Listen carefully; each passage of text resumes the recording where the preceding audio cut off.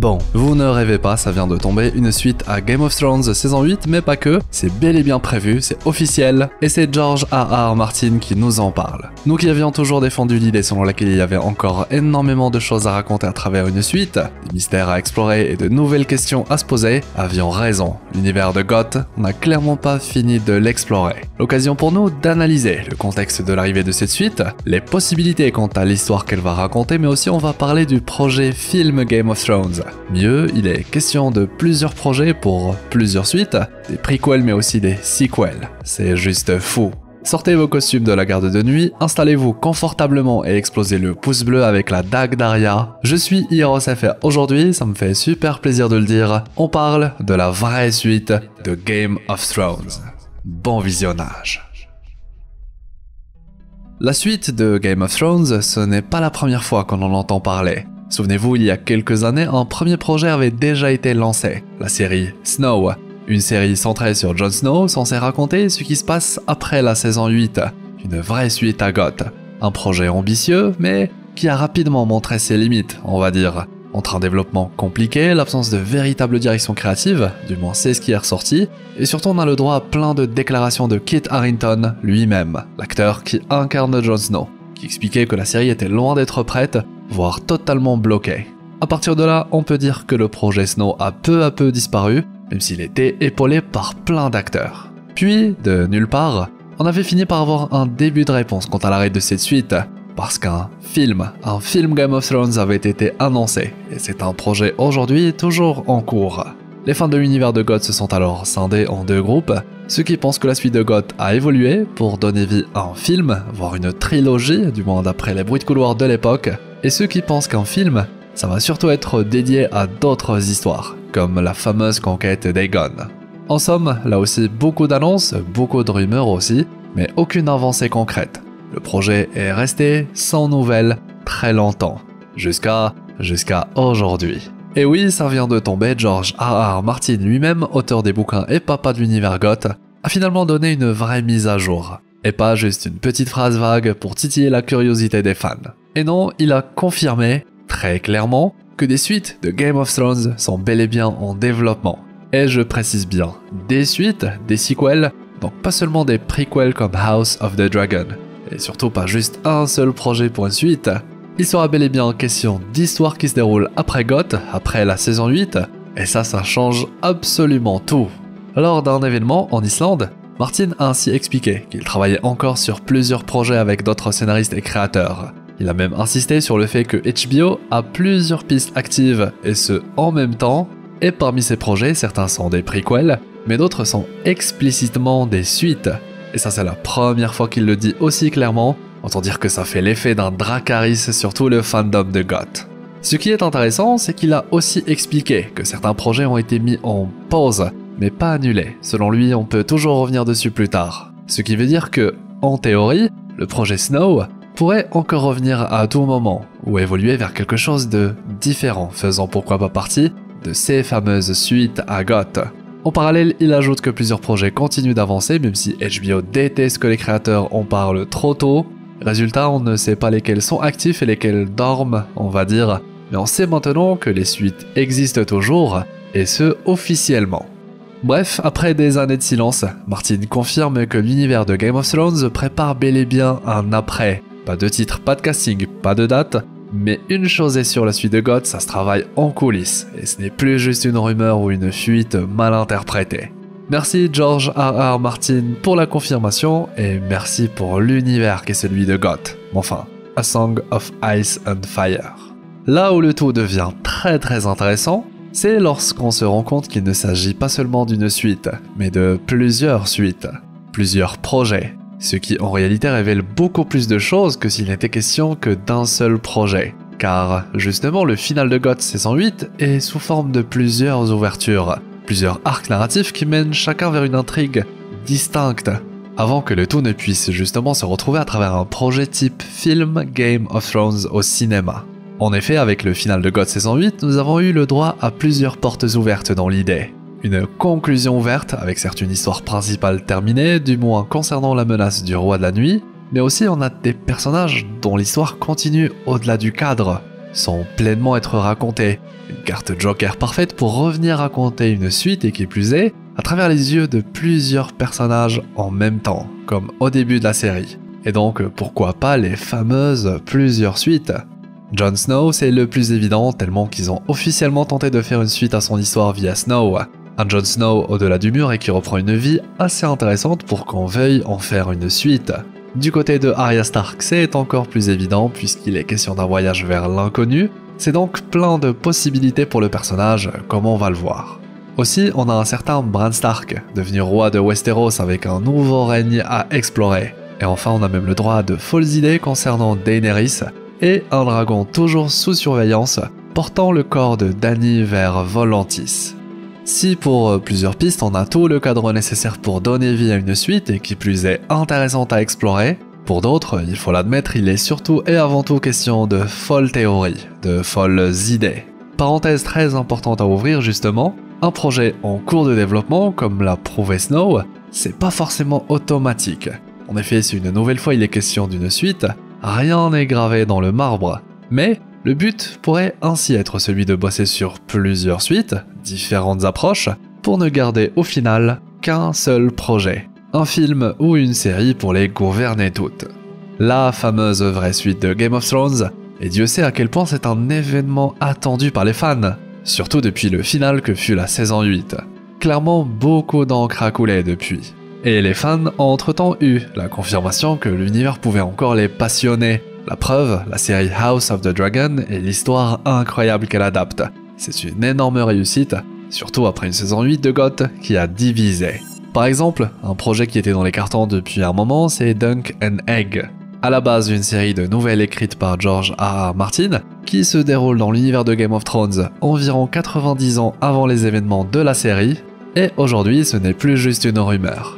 C'est officiel, validé en production et même sur le point de sortir sous le nom A Night of the Seven Kingdoms, et on va pouvoir découvrir cette série l'année prochaine, le 18 janvier 2026 plus précisément. A contrario, on avait aussi la série Blood Moon, consacrée à la première longue nuit, mais ce sera mis de côté indéfiniment. Ainsi, vous l'aurez compris, plus il y a de projets pour une suite de GOT, plus il y a de chances qu'au moins un survive. Attaquons maintenant la partie la plus intéressante, la plus croustillante, les possibilités autour de la suite de GOT. Car comme précisé, il est question de plusieurs suites, avec une saison 8 qui tease plusieurs ouvertures.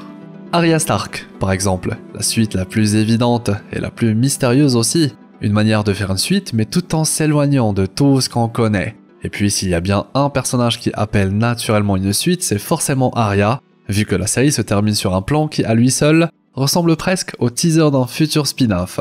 Une suite de GOT avec notre Arya qui embarque vers l'inconnu, ce qu'il y a à l'ouest de Westeros, je pense que tout le monde signe.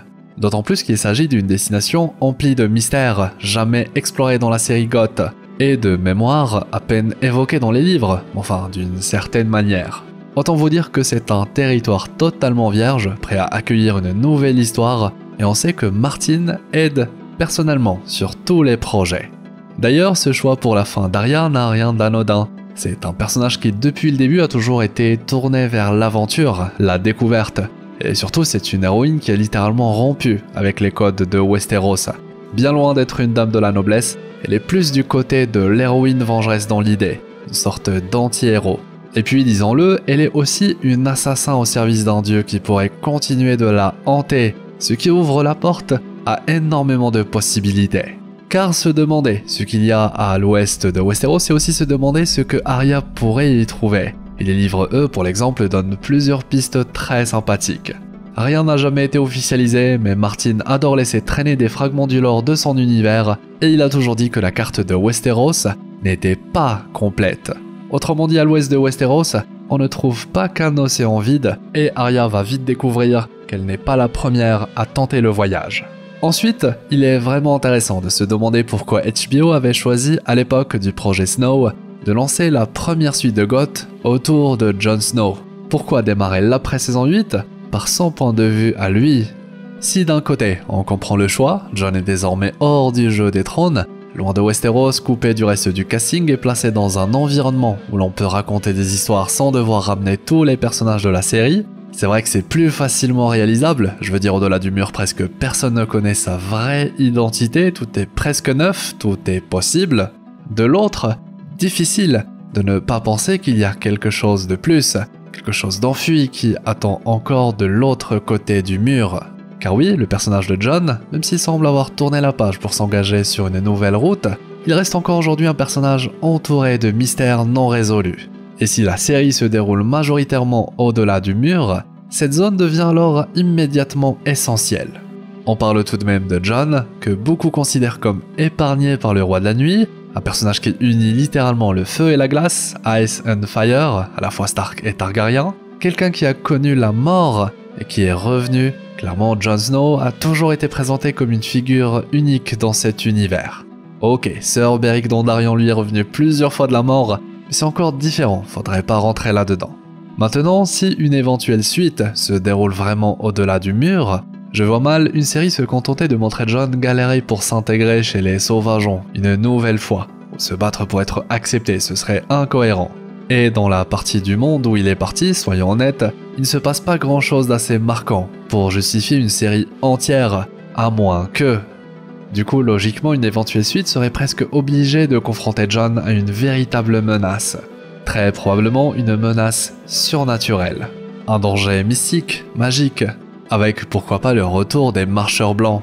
Après tout, c'est un thème profondément lié à Jon depuis le début.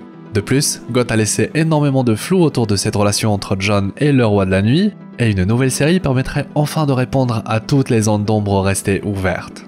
On pourrait explorer l'origine réelle des marcheurs blancs, leur création exacte, l'identité de cet autre roi de la nuit aperçu dans la série, perso j'arrive pas à l'oublier, et surtout la véritable utilité de la marque laissée sur Bran.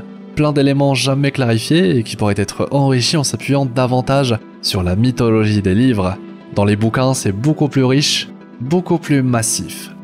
En plus, cet angle ferait plaisir à une énorme partie des fans. L'aspect mystique, l'inconnu au-delà du mur, tout ce qui touche à ça, c'est l'un des piliers de GOT. Perso, Jon et Bran de l'autre côté du mur, c'était mes aventures favorites. Surtout qu'une suite orientée de cette manière permet facilement de reconnecter l'histoire avec tout Westeros, avec Bran Stark, un nouveau roi et qui plus est, unique en son genre, à jamais la corneille à 3 yeux. On dirait clairement que l'histoire n'est pas entièrement terminée. Enfin, histoire d'avoir le trio au complet, comment ne pas évoquer une certaine Daenerys Targaryen?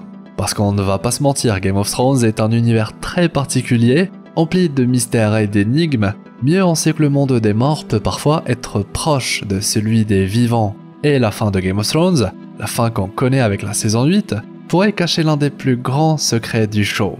En effet, on quitte l'univers de GOT juste après le chaos final. La mort du roi de la nuit, la destruction totale de Port-Royal par Drogon, la trahison de Jon, et enfin l'accession de Bran au trône.